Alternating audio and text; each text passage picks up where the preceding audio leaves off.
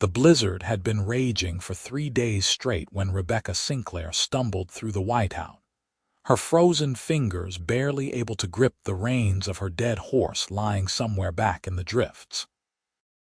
She had left Carson City 5 days ago with a wagon train headed for California. But when the storm hit the Sierra Nevada mountains in late January of 1879, everything fell apart. The wagon scattered, people died, and she found herself alone in a frozen hell with nothing but the clothes on her back and a desperate will to survive. Now, as the clock surely approached midnight, she saw a flicker of light through the swirling snow, a cabin that appeared like a mirage, and she used the last of her strength to reach the door before her legs gave out completely. Ryder Vaughn had been reading by lamplight, his cattle dog sleeping near the fire, when he heard the thump against his door. Living this far up in the mountains meant visitors were rare even in good weather, and in a blizzard like this, they were impossible. He grabbed his rifle out of habit, pulled open the heavy wooden door, and found a woman collapsed on his doorstep, her lips blue, her dark hair frozen stiff with ice. Without thinking, he scooped her up and kicked the door shut behind him, carrying her straight to the fireplace where the heat was strongest.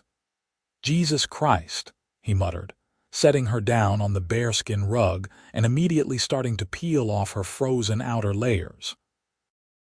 Her coat was stiff as a board, her gloves frozen to her hands.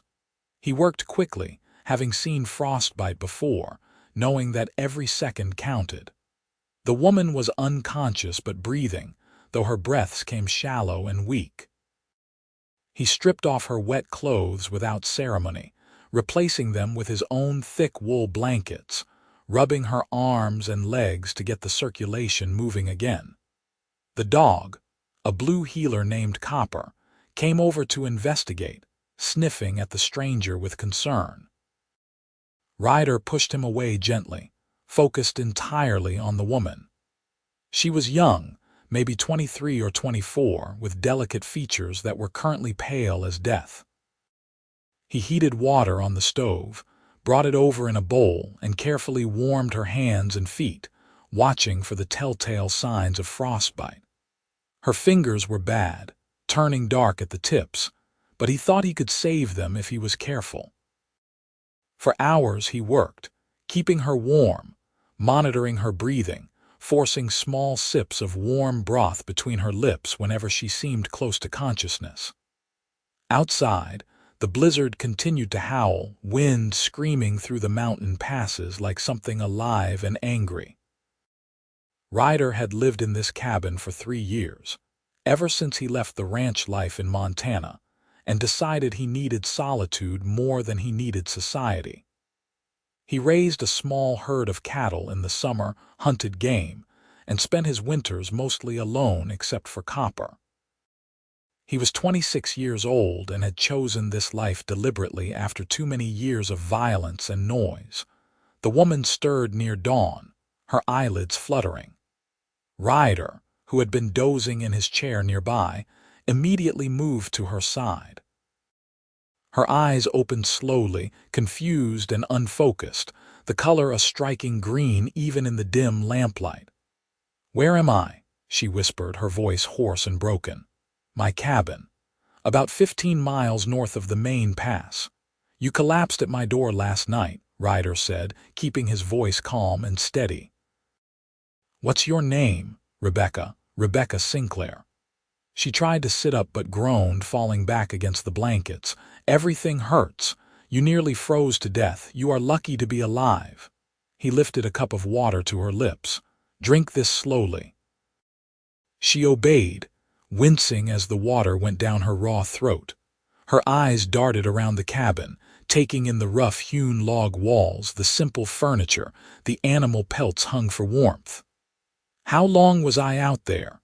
"I do not know." "How long before you found my cabin?" Ryder pulled his chair closer, studying her face for signs of confusion or worse. "Hours, maybe a whole day. I lost track." Rebecca's eyes filled with tears. There was a wagon train. We were heading to California. The storm hit and everything scattered. I saw people die. The wagons overturned.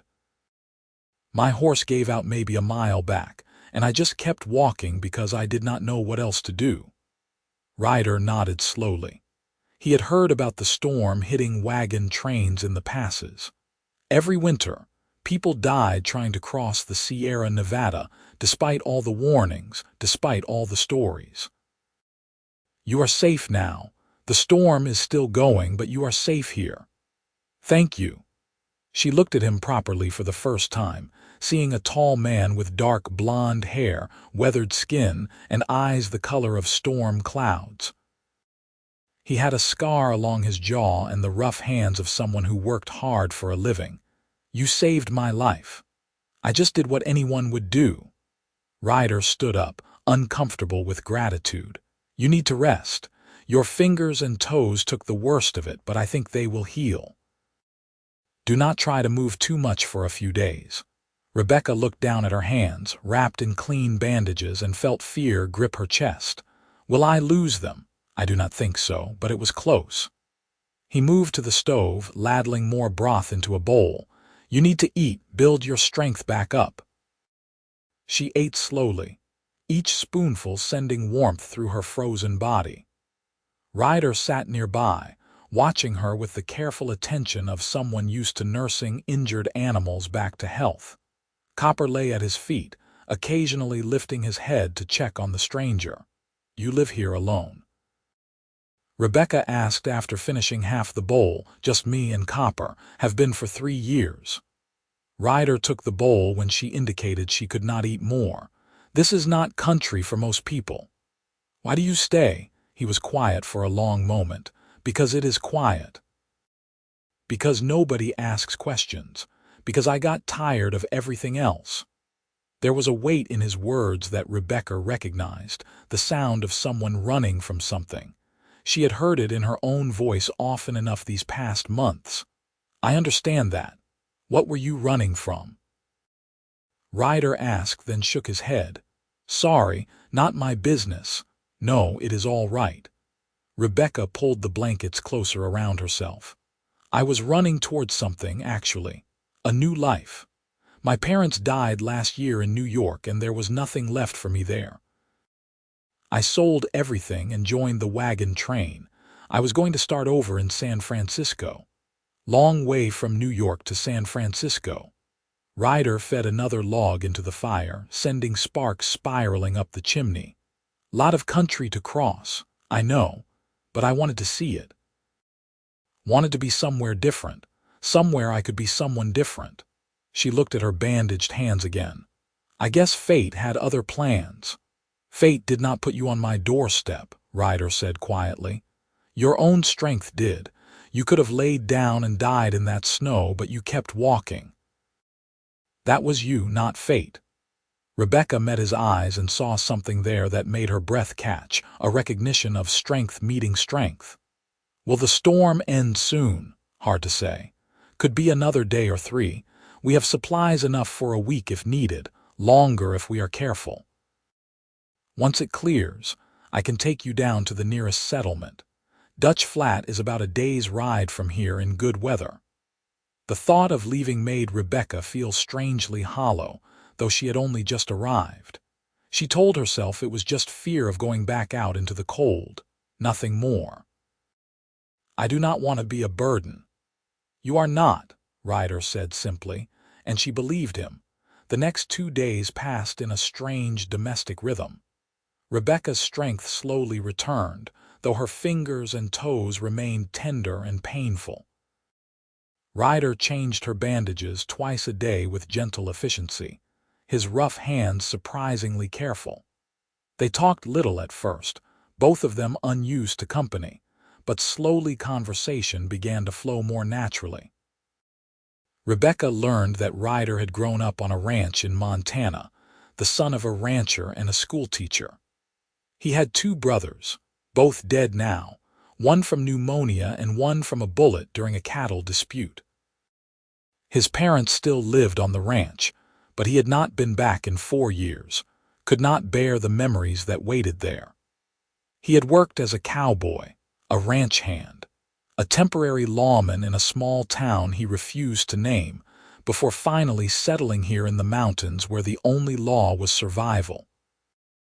Ryder learned that Rebecca had been a music teacher in New York, that she played piano beautifully though she had not touched one in months, that she loved reading and had brought 3 books with her on the wagon train, all of which were now lost somewhere in the snow. She had never married, though there had been a man once who had promised her the world and delivered only disappointment. She had no siblings, no close family left, and the idea of starting completely fresh had appealed to her wounded heart. "You miss it?" Ryder asked on the 3rd day, as he helped her walk around the cabin to restore circulation to her legs.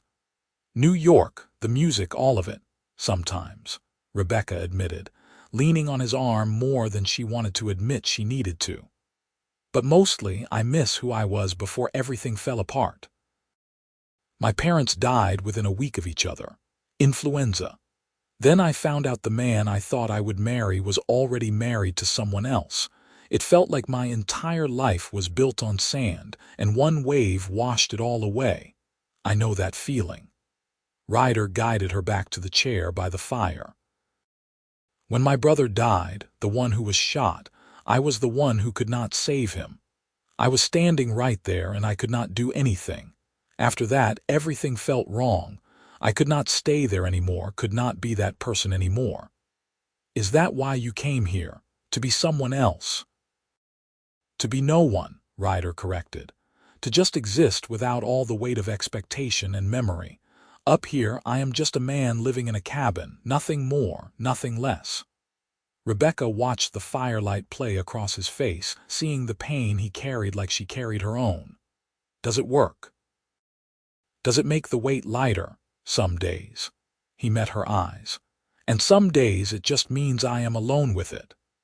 The storm finally broke on the 4th day, the howling wind dying down to nothing, leaving behind a world buried in snow. Ryder opened the door to find drifts nearly 5 feet high against the cabin walls. Copper bounded out into the white landscape, barking joyfully, while Ryder assessed what needed to be done. "We are snowed in good," he said, coming back inside and shaking snow from his coat. "It will take me a day or 2 to dig out enough to get to the barn, check on the cattle. Then another few days before the trails are passable." "I can help," Rebecca offered, standing up from her chair. She had been up and walking on her own now for a day, though her feet still ached. "You need to keep healing. Frostbite is not something to take lightly." Ryder hung his coat by the door. "Besides, I am used to doing this alone." "Well, now you do not have to be." Rebecca moved to the window, looking out at the blinding white landscape. "I am stronger than I look, Ryder. Let me help." He studied her for a moment, this woman who had nearly died at his doorstep, and saw the determination in her green eyes. "All right, but you tell me if anything hurts too much. Deal, deal." They worked together over the next days, digging out pathways to the barn, checking on the small herd of cattle that Ryder kept in a sheltered box canyon, melting snow for water, and rationing supplies. The work was hard but satisfying, and Rebecca found herself laughing more than she had in months, especially when Copper decided to help dig and sent snow flying everywhere. "He is completely useless," Ryder said without heat, watching the dog attack a snow drift with enthusiastic incompetence. "He is wonderful," Rebecca countered, laughing as Copper emerged with his entire head covered in snow. "He has more joy in one paw than most people have in their whole lives." Ryder smiled, a real smile that transformed his usually serious face. "I suppose that is true. He certainly makes it hard to stay brooding when he is around." "Is that what you do up here, brood?" Rebecca teased gently. "I prefer to call it thoughtful contemplation," Ryder replied, his tone light. Then he grew more serious. "But yes, I suppose I do. Hard not to when you have only yourself for company." "What do you think about?" Rebecca asked quietly. "Everything I did wrong. Everything I could not fix. The people I lost." He leaned on his shovel, looking out at the mountains. "The life I thought I would have versus the one I ended up with. And does all that thinking help? Not usually. But I do not know how to stop." Rebecca moved closer to him, close enough that their shoulders almost touched. "Maybe you are not supposed to stop. Maybe you are just supposed to find someone who understands enough that it does not hurt so much to think about it." Ryder turned to look at her, and something passed between them in that moment, something that had been building since the night he pulled her out of the blizzard. "Rebecca." "I know," she said softly. "I feel it too. You barely know me, and you are leaving as soon as the trails are clear." His words were practical, but his eyes said something different. "I know, but that does not change what I feel." She reached out and touched his arm. "You saved my life, Ryder. And now I think maybe you are saving more than just that." He covered her hand with his own, his rough fingers gentle. "I have not been close to anyone in a long time. I do not know if I remember how." "Neither do I," Rebecca admitted. "We can figure it out together." They stood there in the snow, Copper playing nearby, the mountains stretching endlessly around them, and something shifted between them, some barrier falling away. Ryder pulled her closer, wrapping his arms around her, and she rested her head against his chest, listening to his heartbeat through the layers of wool and leather. "This is crazy," he murmured into her hair. "You showed up at my door a week ago half dead, and now it feels like I have known you my whole life," Rebecca finished. "I know it does not make sense. Nothing about this makes sense, but I stopped trying to make sense of things a long time ago." He pulled back enough to look at her face, his expression serious. "When the trail's clear, if you want to go to San Francisco, I will take you there. But I need you to know that I do not want you to go." "I do not want to go either," Rebecca said, her heart pounding. "But I have nothing to offer you. No money, no possessions, nothing but myself. That is all I want." Ryder cupped her face in his hands. "If you will have me, if you will stay, we can build something here. It will not be easy. The winters are hard and we will be alone most of the time, but we will have each other." "Yes," Rebecca breathed. "Yes, I will stay." He kissed her then, soft and careful, like she was something precious he was afraid to break. She kissed him back, pouring all her hope and fear and desperate longing into it, and when they finally pulled apart, both were breathing hard. "I have been alone so long," Ryder said, his forehead resting against hers. "I forgot what it felt like to want someone to stay." "Then it is good I have nowhere else I want to be," Rebecca replied. They went inside as the sun began to set, the sky turning brilliant shades of orange and pink. Ryder built up the fire while Rebecca made dinner from their supplies, and Copper settled on his usual spot on the rug. It felt domestic and right, like they had been doing this for years instead of days. "Tell me about your parents," Ryder said as they ate. "What were they like?" Rebecca smiled, though tears pricked at her eyes. "My mother was fierce and kind at the same time. She taught me to play piano when I was 5, and she never accepted anything less than my best effort. But she was also the first person to comfort me when I failed." My father was quieter, more reserved. He was an accountant, very methodical, very practical, but he loved my mother with his whole heart. You could see it in the way he looked at her, even after 30 years of marriage. They sound wonderful. They were. Losing them both so close together, it felt like the ground disappeared beneath my feet. Rebecca pushed her food around her plate. "Everything I knew, everything I thought was permanent just vanished. That is when I decided to leave New York. I could not stay in that empty apartment, could not keep teaching other people's children to play music when my whole world had gone silent." Ryder reached across the table and took her hand. "I am sorry you had to go through that, but I am grateful that it led you here, as selfish as that sounds." It does not sound selfish. It sounds honest. She squeezed his fingers. Tell me something you have never told anyone else. He was quiet for a long moment, his thumb tracing circles on her palm. I was engaged once, back in Montana.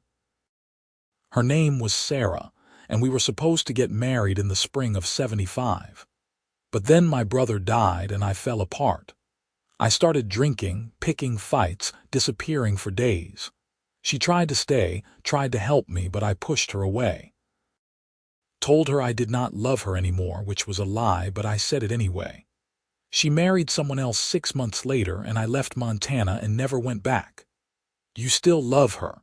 Rebecca asked, needing to know. No, I think I stopped loving her the moment I pushed her away. But I regret how I handled it. I regret hurting her when all she wanted was to help. He looked up at Rebecca. I do not want to make those mistakes again. If you stay with me, I promise I will not push you away. Even when things get hard, even when I want to retreat into myself, I will not shut you out. And I promise to stay, Rebecca said firmly. I will not leave just because things are difficult. I have already survived impossible things. I can survive anything as long as I am not alone. You will never be alone again, Ryder vowed. They finished dinner and cleaned up together, moving around the small cabin with increasing ease. When everything was put away, Ryder pulled out a deck of cards and they played by lamplight, laughing and talking until late into the night. Copper snored softly by the fire, and outside the stars shone brilliant in the clear sky. I should probably sleep on the floor tonight, Ryder said eventually, though he made no move to get up from where they sat side by side on the bearskin rug. Give you the bed. I do not want you to sleep on the floor, Rebecca said quietly. We are both adults, Ryder, and I trust you. His eyes darkened. Rebecca, if we share that bed, I cannot promise I will be able to keep my hands to myself. Then do not promise. She leaned in and kissed him, slow and deep. I want this, I want you, he groaned against her mouth. You are making it very hard to be a gentleman. Good, I do not need a gentleman right now, I need you. She pulled back enough to look at him seriously. I know this is fast. I know we barely know each other by conventional standards. But I have never been more certain of anything in my life than I am about this, about us. Ryder stood and pulled her up with him, leading her to the bed in the corner of the cabin. Are you sure? Because once we cross this line, there is no going back. I am sure, Rebecca said, starting to unbutton her borrowed shirt with fingers that trembled slightly. I have been running for so long, Ryder. I am tired of running. I want to stop here with you.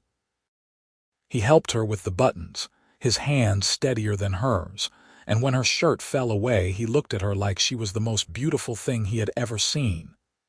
You are incredible, he breathed. I do not know what I did to deserve you walking into my life. You opened your door in a blizzard, Rebecca said simply. You saved my life without hesitation. That tells me everything I need to know about who you are. They came together with a tenderness that surprised them both, taking time to learn each other's bodies, to discover what made the other gasp and sigh. Ryder was gentle but passionate, careful of her still healing injuries, but not treating her like she would break.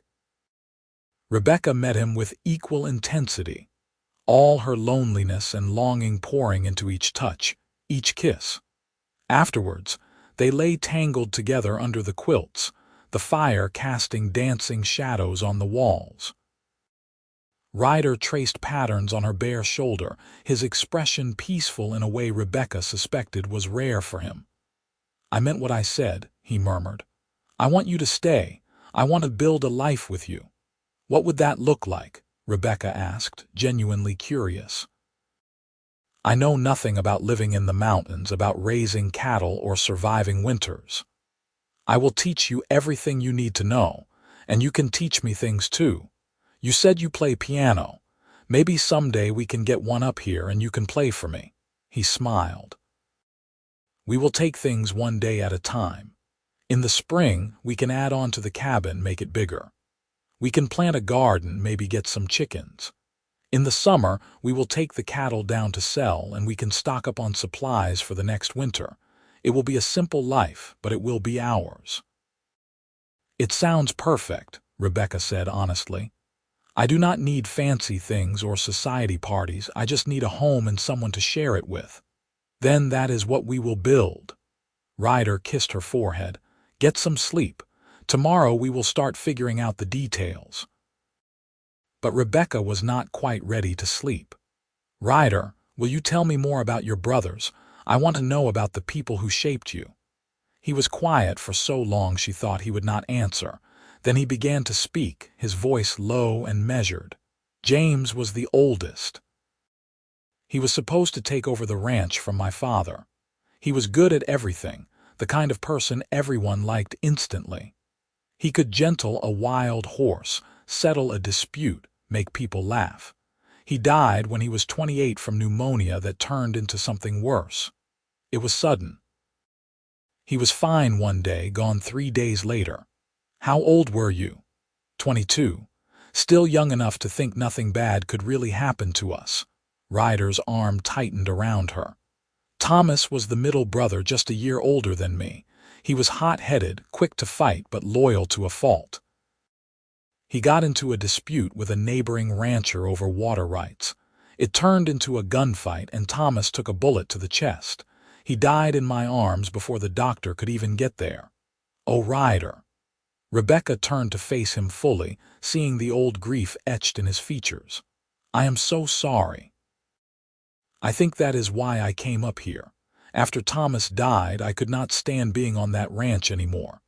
Everywhere I looked, I saw him and James. Every conversation with my parents was about what we had lost. I felt like I was drowning in grief and guilt. Guilt. Why guilt?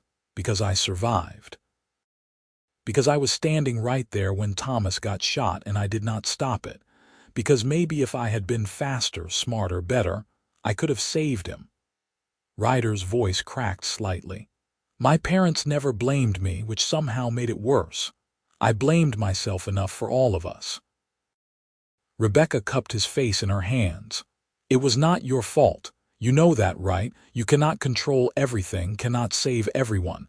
Sometimes terrible things just happen. I know that in my head.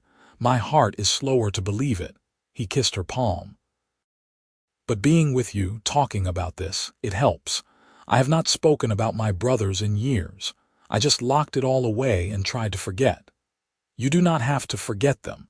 You just have to find a way to carry the memory without letting it crush you. Rebecca rested her head on his chest again. We will do it together.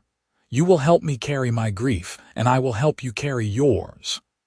Deal, Ryder whispered, and held her close as they finally drifted off to sleep. The next weeks fell into a comfortable pattern. The snow continued to melt as February progressed, and the trails slowly became passable again. Ryder made the trip down to Dutch Flat to send word that Rebecca was alive, to let the wagon train company know she had survived the blizzard. He brought back supplies, fabric for new dresses for Rebecca, and news from the outside world. There were 12 people lost from your wagon train, he told her gently when he returned. You and 3 others survived. They had given up searching for you, assumed you died in the snow. Rebecca felt tears slide down her cheeks for the people she had known, however briefly, who had not made it. I should have died too. If not for you, I would have. But you did not. You lived. And now you get to make that mean something. Ryder pulled her into his arms. We both get to make it mean something. She threw herself into learning everything about mountain life. Ryder taught her to shoot, to track game, to read the weather signs in the clouds and wind. She learned to cook over the wood stove, to churn butter, to mend clothes and preserve food. In return, she brought music to the cabin, singing while she worked, teaching Ryder the songs her mother had taught her. She brought stories and laughter, conversation and companionship. You know what I realized? Rebecca said one evening in early March as they sat outside watching the sunset paint the snow-covered peaks in shades of gold and rose. I came west looking for a new life, to be someone different, but I think what I really needed was to find someone who made me want to be more myself, not less. Ryder laced his fingers through hers. That is exactly what you have done for me. I thought I came up here to hide, to be no one, but what I really needed was someone who made me want to be someone again, to let people in again. Are you happy? Rebecca asked, turning to look at him. Truly happy? Happier than I have been in years, Ryder answered honestly. Are you? Any regrets about staying? Not a single one. She leaned her head on his shoulder. Though I do wonder sometimes what life would have been like if I had made it to San Francisco. We could still go, Ryder offered. Not to stay, but to visit, see the city, experience something different. Really, you would do that? For you, yes. We could make it a trip in the late spring after the passes are fully clear. Stay a week or two, then come home. He kissed the top of her head. I want you to see the things you dreamed of seeing, even if we end up coming back here. Rebecca felt her heart swell with love for this man who had opened his home and his heart to her. That sounds wonderful, but Ryder. Yes, wherever you are, that is home now. San Francisco is just a city. This place with you, this is everything. He turned her face toward his and kissed her deeply. I love you, Rebecca Sinclair. I probably have since the moment you opened your eyes and looked at me like I was not a complete stranger. I love you too, she whispered against his lips. I think I started falling in love with you while I was still unconscious, and I just did not know it until I woke up. Marry me, Ryder said suddenly. I know it is fast. I know people will think we are crazy, but I do not care. I want you to be my wife. I want to build this life with you officially, permanently. Yes, Rebecca answered without hesitation. Yes, I will marry you. They rode down to Dutch Flat a week later, Ryder on his bay gelding and Rebecca riding the gentle mare he had bought for her from a neighbor. They found the circuit preacher there, a kind-faced man named Reverend Holland, who had been traveling the mountain communities for 20 years. He married them in the small church with a handful of locals as witnesses, people who had heard about the woman who survived the blizzard and the hermit cowboy who saved her. Rebecca wore a simple blue dress that she had sewn herself, and Ryder wore his cleanest shirt and vest. There were no flowers, no fancy decorations, but when they said their vows, when Ryder slipped a simple gold band on her finger, Rebecca felt more joy than she had ever experienced at the grandest society wedding back in New York. You may kiss your bride, Reverend Holland said with a smile, and Ryder did thoroughly and completely until the witnesses started laughing and clapping. Mrs. Vaughn, Ryder murmured when they finally broke apart. How does that sound? Like coming home, Rebecca answered. They stayed in Dutch Flat overnight at the small boarding house. Their wedding night spent in a room that was not much bigger than a closet, but felt like a palace because they were together, officially married, starting their life as husband and wife. Ryder made love to her slowly and thoroughly, and Rebecca fell asleep in his arms feeling more content than she ever thought possible. The next morning, they bought supplies for the cabin and started the ride back up the mountain. The weather was clear and beautiful, spring starting to assert itself in the patches of bare ground showing through the snow, the sound of water running beneath the ice. I was thinking, Ryder said as they rode. We should probably write to your family in New York, let them know you are alive and married. I do not have any family left, Rebecca reminded him. My parents are gone and I was an only child. There are some distant cousins, but we were never close. Still, someone should know. And we should write to my parents too. They deserve to know I am married, that I am happy. He glanced at her. Maybe someday we could visit them, not to stay, but so they could meet you. I would like that, Rebecca said warmly. I want to know the people who raised you, who loved you before I did." "They will love you," Ryder said with certainty. How could they not? When they reached the cabin, Copper greeted them with ecstatic joy, having been left with a neighbor for the 2 days they were gone. The cabin felt different now, more like a real home, with Rebecca's dresses hanging on pegs, her books on the shelf, her presents in every corner. "Welcome home, Mrs. Vaughn," Ryder said, lifting her down from her horse. "It is good to be home, Mr. Vaughn," Rebecca replied, laughing. April melted into May, and the mountains came alive with wildflowers and new grass. Ryder's cattle emerged from the box canyon where they had sheltered for the winter, healthy and ready for the summer grazing. True to his word, Ryder began expanding the cabin, adding a second room that would serve as a bedroom, giving them more space. Rebecca started a vegetable garden near the cabin, planting seeds she had bought in Dutch Flat, dreaming of fresh vegetables in the late summer. They worked hard during the long days, but the evenings were their own, spent talking and laughing, making love and making plans. Rebecca wrote letters to the few people she knew back east, telling them about her survival, her marriage, her new life. Ryder wrote to his parents for the first time in 4 years, a letter that took him 3 tries to get right, explaining where he had been, why he had left, and introducing them to his wife through words on a page. "You think they will write back?" Rebecca asked, watching him seal the envelope.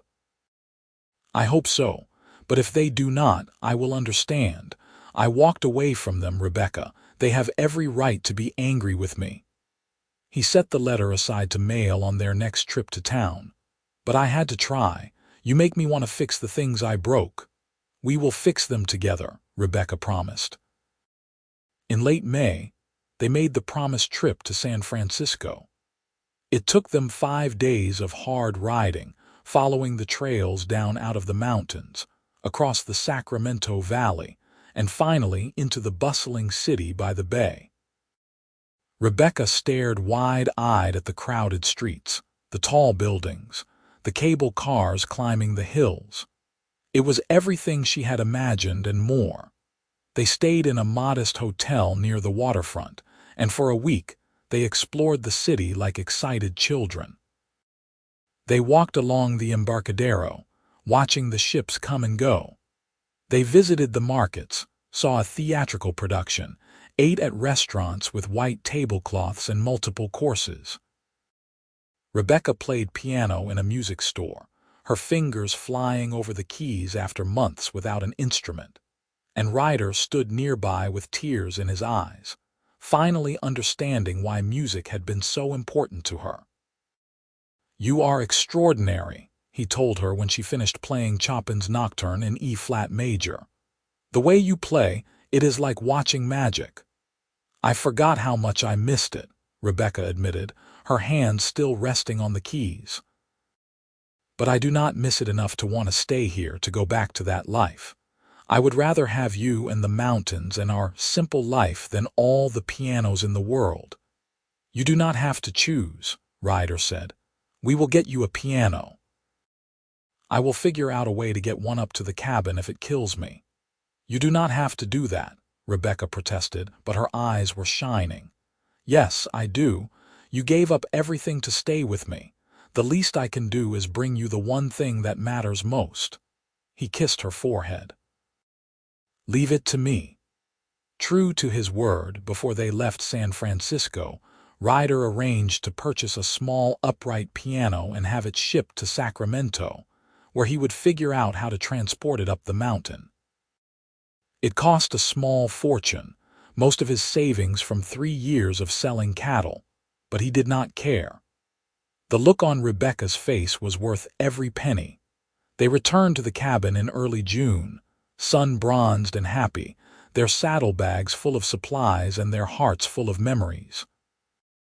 The mountain summer was in full swing, the meadows thick with grass, the cattle fat and content. Rebecca's garden had sprouted in their absence, and she spent hours tending it, weeding and watering and talking to the plants like they were friends. "You know they cannot hear you," Ryder teased one afternoon watching her work. "How do you know? Maybe they grow better with encouragement." She stood up, wiping dirt on her apron. "Besides, it makes me happy to talk to them. Is that so strange?" "Not strange, just adorable." He pulled her close despite her protests about being dirty. "Everything about you is adorable." "I am covered in dirt," Rebecca pointed out, but she was smiling. "I do not care." He kissed her anyway, long and deep, until they were both breathing hard. "Have I told you today that I love you?" "Yes, but I never get tired of hearing it." "Good, because I plan to tell you every day for the rest of our lives." In July, a letter arrived from Ryder's parents. He stared at the envelope for a full minute before opening it, fear and hope warring on his face. Rebecca stood beside him, her hand on his arm, giving him strength. The letter was from his mother, written in a careful hand, and it said everything Ryder needed to hear. She told him they had never stopped loving him, never stopped hoping he would come home or at least write. She said they understood why he left, why he needed to be alone after Thomas died, but they had missed him terribly. She welcomed Rebecca into the family with warm words and an invitation to visit whenever they wanted. She told Ryder his father was proud of him for building a life, for finding love, for surviving when so many things tried to break him. Ryder read the letter twice, tears streaming down his face before he could speak. "They want us to visit. They want to meet you." "Then we will go," Rebecca said firmly. "This fall, after the cattle are sold and before the snow flies, we will go to Montana. You need to see them, Ryder. You need to let them know you are okay." "I do not know if I am ready," he admitted. "You are ready. And I will be right beside you the whole time." She took his hand. "This is important. Family is important, even when it is hard." In early August, the piano arrived in Dutch Flat, shipped from Sacramento on a freight wagon. Getting it up the mountain to the cabin was a monumental effort that required Ryder, 2 neighbors, 4 horses, and more swearing than Rebecca had heard in her entire life. But eventually, the piano stood in the corner of their expanded cabin, slightly out of tune from the journey but intact. Rebecca sat down and played immediately, her fingers remembering every note, and the sound of music filled the cabin for the first time. Ryder sat nearby, listening with his eyes closed, thinking that this was what happiness sounded like. Copper howled along occasionally, which made them both laugh, and the music echoed off the mountain peaks like a gift to the sky. "Thank you," Rebecca said when she finished playing, crossing the room to wrap her arms around Ryder. "Thank you for bringing music back into my life." "Thank you for bringing everything back into mine," he replied. They made the trip to Montana in September, after selling the cattle at market and preparing the cabin for winter. It was a long journey, several weeks of riding through mountains and valleys, across rivers and high plains. Rebecca saw the country where Ryder had grown up, the wide open spaces that had shaped him, the big sky that went on forever. The Vaughn Ranch was everything Rebecca had imagined and nothing like she expected. It was a sprawling operation with hundreds of acres, dozens of hands working the cattle, and a large ranch house that spoke of generations of success. Ryder's parents, William and Margaret Vaughn, came out to meet them before they even dismounted. Margaret Vaughn was a handsome woman in her 50s with silver threading through her dark hair and eyes the same stormy gray as Ryder's. She looked at her son like he was risen from the dead, tears streaming down her face as she pulled him into a fierce embrace. "My boy," she whispered. "My sweet boy, you came home." "Hi, Ma," Ryder said, his voice breaking. "I am sorry it took so long. You are here now, that is all that matters." Margaret pulled back and looked at Rebecca with a warm smile. "And you must be Rebecca. Come here, child. Let me look at you." Rebecca found herself enfolded in a hug that smelled like lavender and bread, and she felt welcomed in a way that made her throat tight. William Vaughn was a tall man who had clearly given his son his height and build. He shook Ryder's hand, then pulled him into a brief but heartfelt embrace. "Good to see you, son. You look well. Happy." "I am happy, Pa, really happy." Ryder pulled Rebecca close to his side. "Rebecca is the reason why." They stayed at the ranch for 2 weeks, and it was healing in ways Rebecca had not anticipated. She watched Ryder reconnect with his parents, saw him smile more freely, laugh more often. He showed her the places where he and his brothers had played as children, the creek where they had learned to swim, the barn where Thomas had broken his arm falling from the hayloft when he was 10. "It does not hurt as much as I thought it would," Ryder admitted one night as they lay in the guest bedroom. "Being here, talking about them, it actually feels good to remember the happy times instead of just the end." "That is what healing looks like," Rebecca said softly. "Not forgetting, just finding a way to carry the memories with love instead of only pain." Margaret and Rebecca spent hours together, Margaret teaching her daughter-in-law all the recipes Ryder had loved as a child, sharing stories about the boys, showing her photographs in old albums. William took them both out to see the ranch operations, clearly proud of what he had built over the years.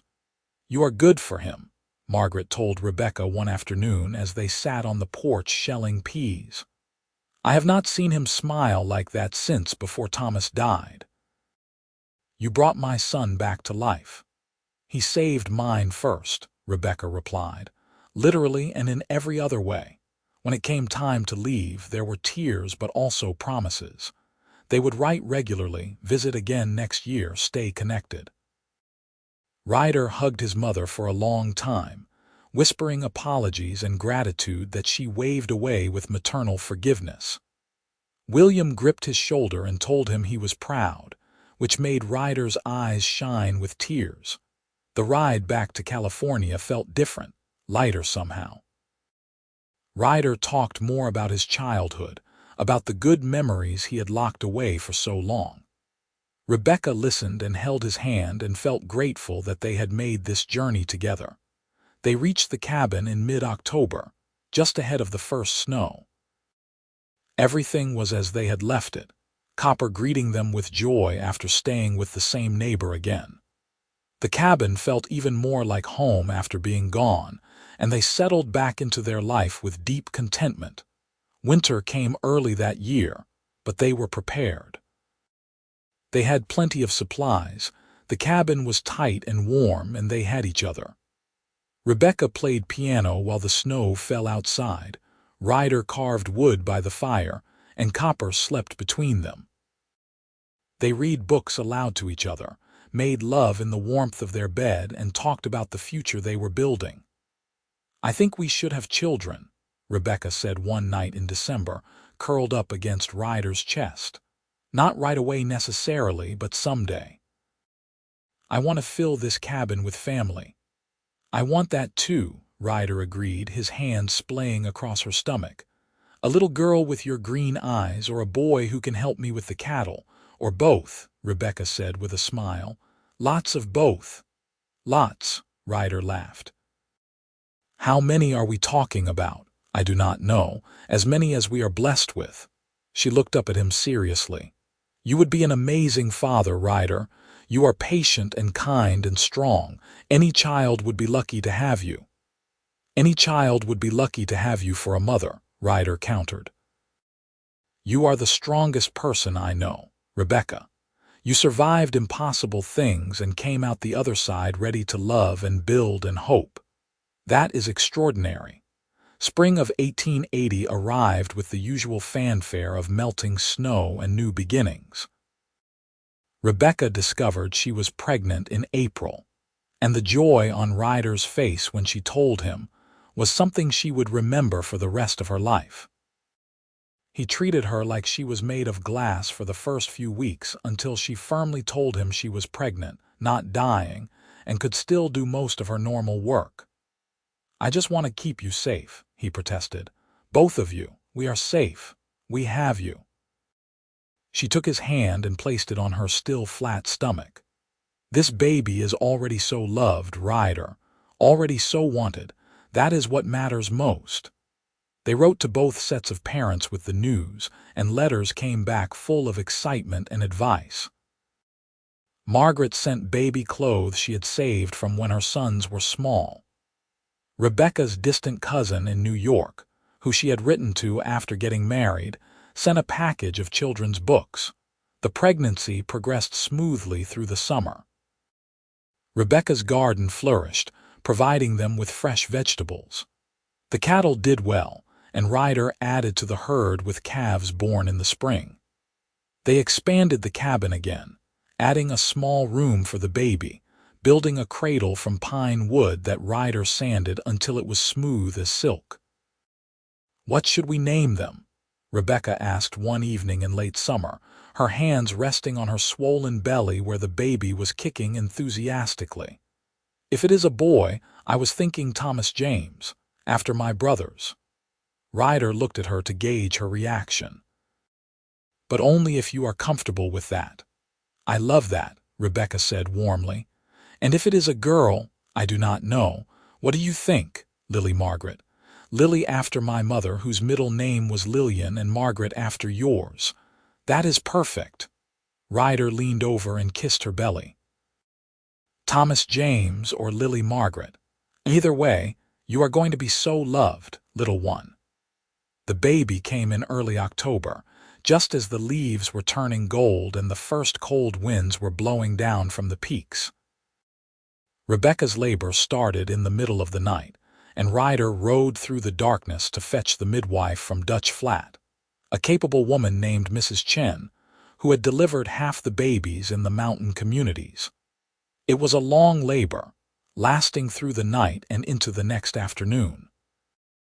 Ryder paced outside, Copper at his heels, listening to Rebecca's cries and feeling helpless. But finally, as the sun was beginning to set, he heard a new sound, the sharp, angry wail of a newborn. Mrs. Chen opened the door with a smile. "You have a son, Mr. Vaughn, a healthy, strong boy. And your wife is tired but well." Ryder rushed inside to find Rebecca propped up in bed, her hair damp with sweat, her face exhausted but radiant. In her arms was a tiny bundle, and when she pulled back the blanket, Ryder saw his son for the first time. He had dark hair like Ryder's, and when he opened his eyes briefly, they were a cloudy blue that might turn gray or green later.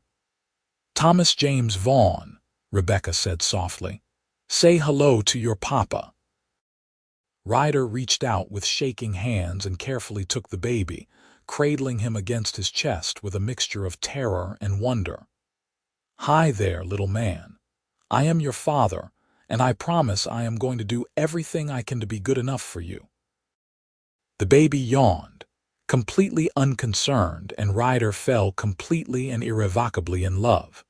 The next months were a blur of sleepless nights and first smiles, of learning to be parents and marveling at every small change in their son. Thomas was a good baby, quick to smile and strong from the start. He had Ryder's temperament, calm and observant, but Rebecca's expressiveness, showing every emotion on his tiny face. "He is perfect," Ryder said at least once a day, watching his son with wonder. "He is ours," Rebecca replied, which to her meant the same thing. Margaret and William made the trip to California to meet their grandson in the spring of 1881, staying for a month and falling completely in love with both Thomas and the life Ryder and Rebecca had built.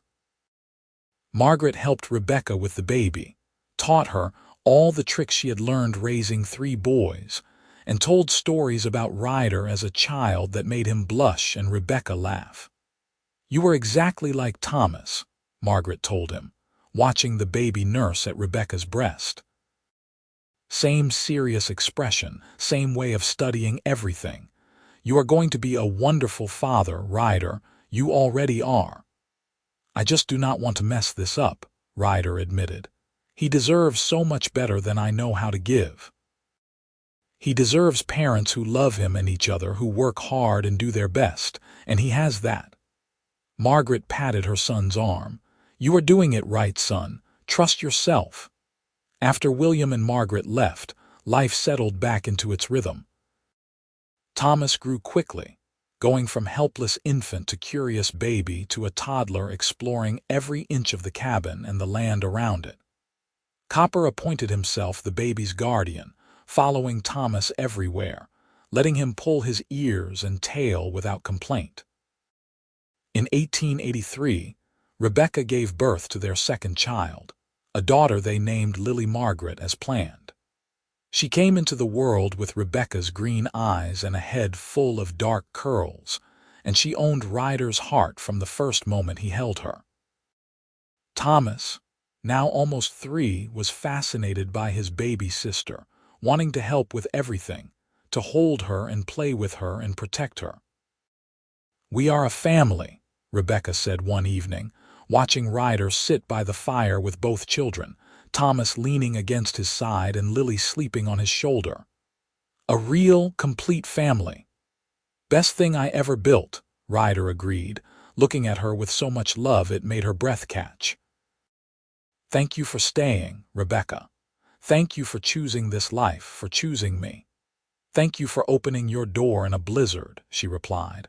Thank you for saving my life and then making it worth living. The years flowed by like water, each one bringing changes and growth. Thomas grew into a sturdy, serious boy who loved the mountains and the cattle, who followed his father everywhere and learned everything Ryder could teach him. Lily grew into a spirited, joyful girl who loved music and flowers, who played the piano from the time she could reach the keys and filled the cabin with song and laughter. In 1885, a third child arrived, another boy they named William after Ryder's father. He was the biggest of the babies, with a loud cry and an appetite to match.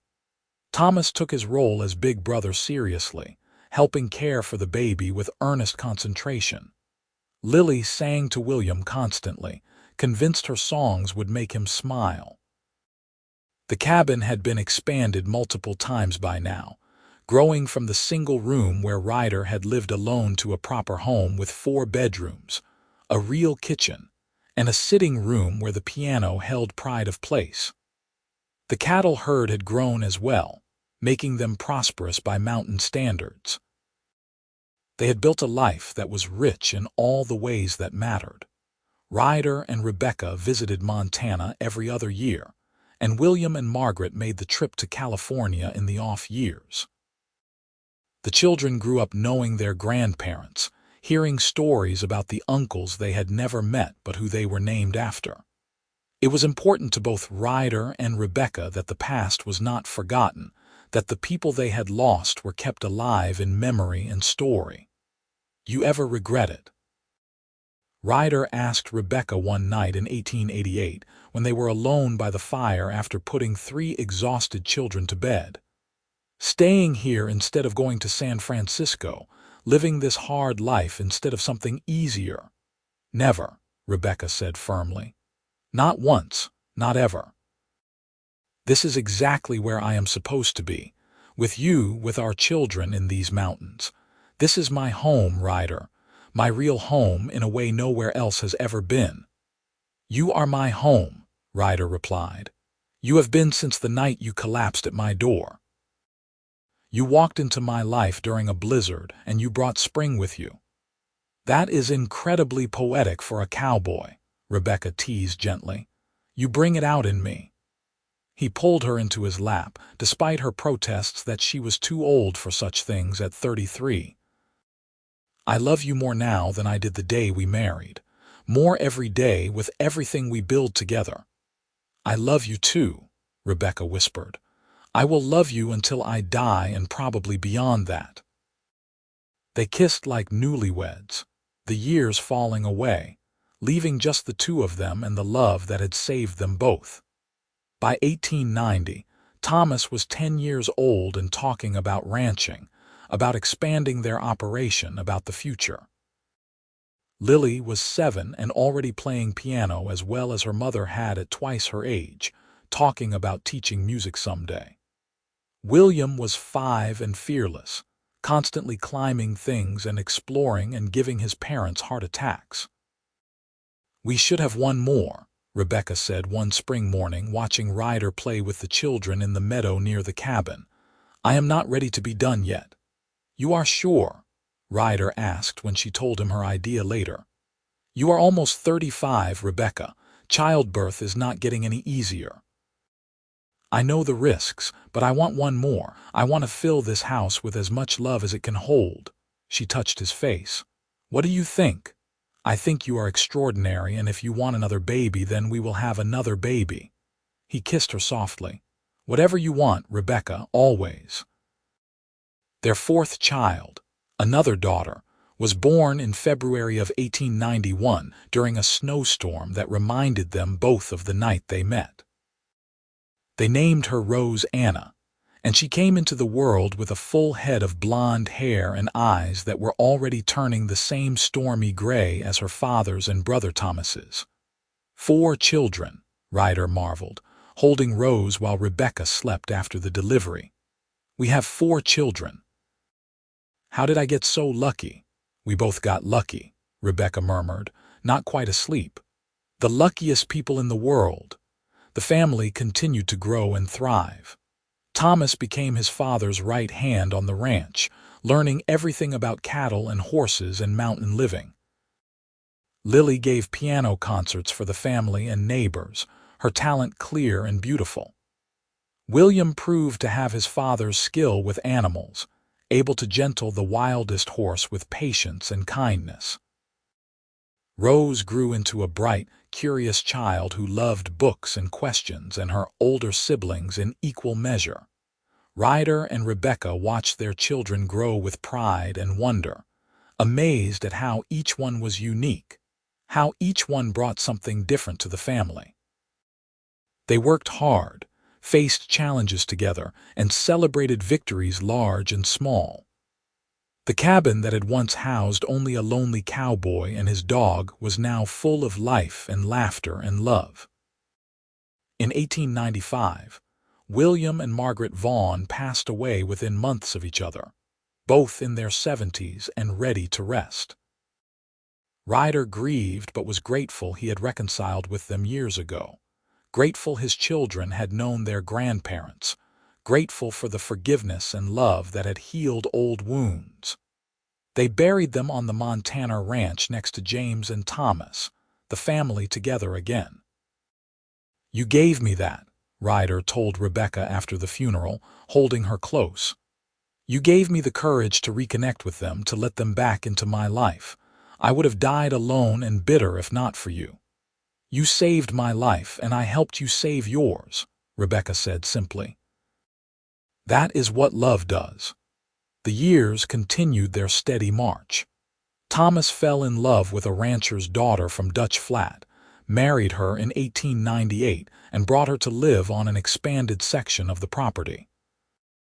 Lily went to San Francisco to study music at a conservatory, sending letters full of excitement and dreams. William took over more and more of the daily ranch operations, proving to be a natural leader. Rose, the baby, grew into a young woman who loved teaching and started a small school for the children of nearby ranches. Ryder and Rebecca grew older together, their hair turning silver, their faces lined with years of sun and laughter. But they were still as in love as they had been the night he pulled her from the blizzard, still partners in everything, still best friends and lovers in each other's home. 47 years old, Rebecca said on her birthday in 1903, looking at herself in the mirror. "How did that happen?" 47 years of being beautiful, Ryder said, coming up behind her and wrapping his arms around her waist. 47 years of making my life better every single day. "You are biased," Rebecca accused, but she was smiling. "Absolutely." And I plan to be biased for the next 47 years and beyond. He kissed her neck. I love you, Rebecca Vaughn, more now than ever. Thomas and his wife had 2 children by then, making Ryder and Rebecca grandparents. Watching their son be a father, watching him hold his own children with the same wonder Ryder had once felt, was one of life's great joys. The cycle continued, generations building on generations, love multiplying and spreading. In 1905, Lily married a musician she had met in San Francisco and moved there permanently, though she visited often. William married a neighbor girl in 1907 and stayed on the ranch, taking over more operations as Ryder slowly stepped back. Rose went to college, something almost unheard of for a woman, studying education and literature, determined to make a difference in the world. They are all doing exactly what they should be doing, Rebecca said with satisfaction one evening in 1910, when she and Ryder were sitting on their porch watching the sunset. They were 55 and 58 respectively, still healthy and active but feeling their years. We raised good people, Ryder. We did, he agreed. They are better than either of us. No, they are the best of both of us. She reached over and took his hand. Everything we have been through, everything we survived and built and loved, it lives on in them. By 1912, they had 8 grandchildren, with more on the way. The cabin and surrounding property had become a true ranch, multiple buildings and families living and working together. But Ryder and Rebecca's original cabin remained, carefully preserved, the place where everything had started. Remember the night I arrived? Rebecca asked on a cold January evening in 1913, exactly 34 years after she had collapsed at Ryder's door. They were sitting by the fire in that same cabin, which they still lived in despite having built a larger house years ago. Remember how you opened that door and found me dying in the snow? I remember thinking you were the most beautiful thing I had ever seen, even half frozen, Ryder said. I remember knowing, somehow, that my life was about to change completely. Did you ever imagine it would be like this?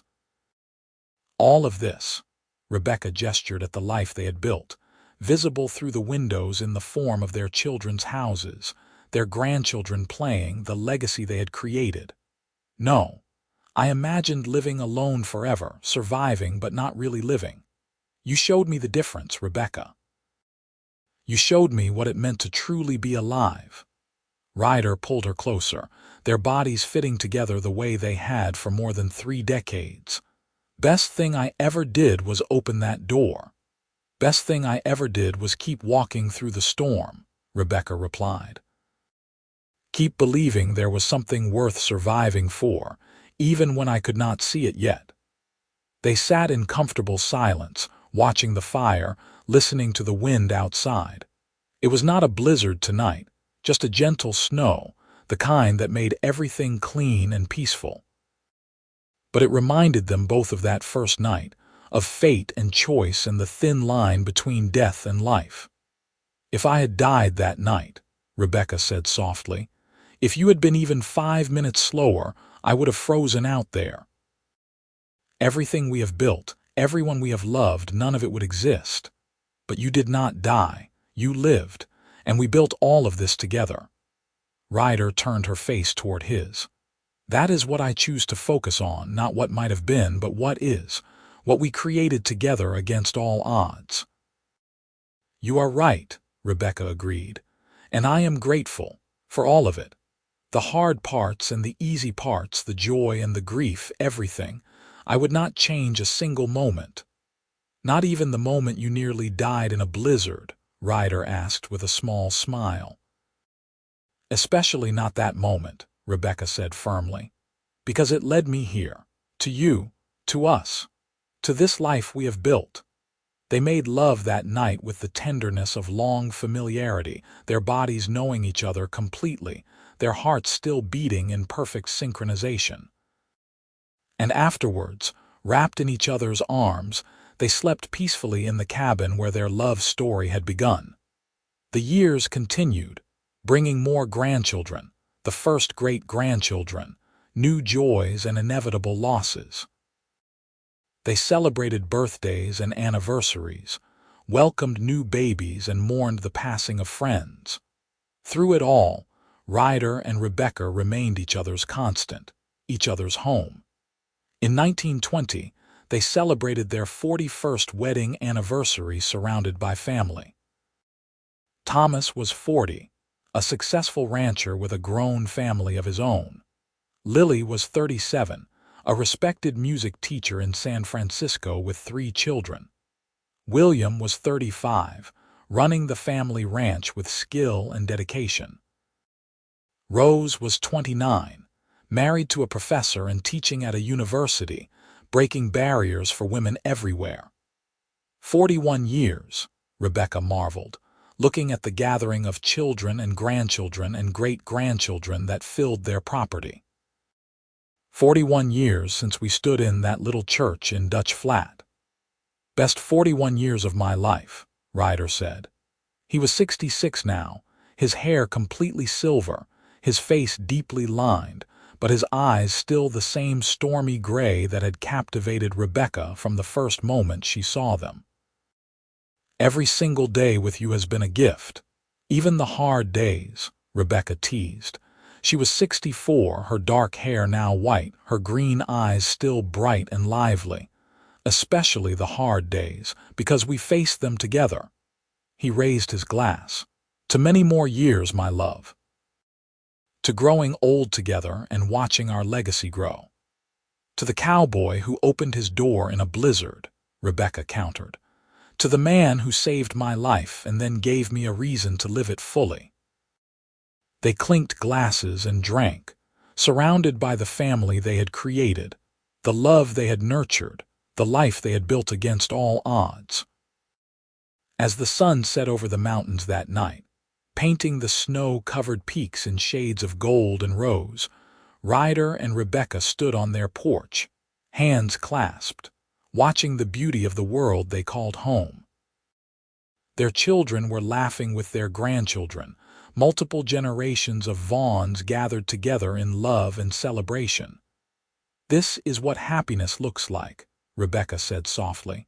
This moment, right here. Everything we have been through, everything we have survived and built and loved, it all led to this. I could not have done any of it without you, Ryder replied.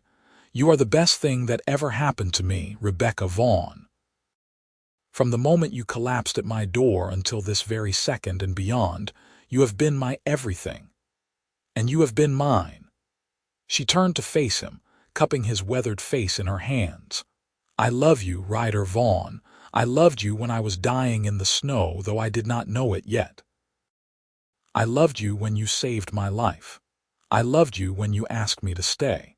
I loved you on our wedding day and the day each of our children was born and every single day since. And I will love you until the day I die. And beyond that, Ryder added, kissing her with all the passion and tenderness of a lifetime together. We will love each other beyond death, beyond time, beyond everything. As the stars began to appear in the darkening sky, Ryder and Rebecca Vaughn stood together, surrounded by the life they had built, the family they had created, the love that had sustained them through everything. The cabin where it all began still stood behind them, a testament to survival and hope and the power of love to transform even the darkest moments into something beautiful. They had been through blizzards and births, loss and laughter, struggle and triumph. They had raised 4 children who were raising children of their own. They had turned a lonely cabin in the mountains into a thriving ranch and a true home. They had loved each other through everything life threw at them, and their love had only grown stronger with each passing year. This was their happily ever after, not a fairy tale ending but a real life fully lived, full of work and joy and family and love. From the moment Rebecca collapsed at Ryder's door in a blizzard near midnight, from the moment the cowboy pulled her in and saved her life. Their story had been one of survival becoming something more, becoming everything. And as they stood together under the vast Montana sky, now in their 60s but still young in the ways that mattered, they knew with absolute certainty that they would face whatever years remained the same way they had faced the last 41, together, in love, as partners and best friends and soulmates. The blizzard that had nearly killed Rebecca had instead given her life its greatest purpose. The loneliness that had driven Ryder to the mountains had been transformed into connection and family and belonging. They had saved each other in every way two people could, and they had built something beautiful from the ashes of their old lives. This was their story, complete and whole and perfect in its imperfection. This was love, real and lasting and true. This was home, not a place but a person. Two people who had found each other against impossible odds and chosen each other every day since. And they lived, truly lived, happily ever after.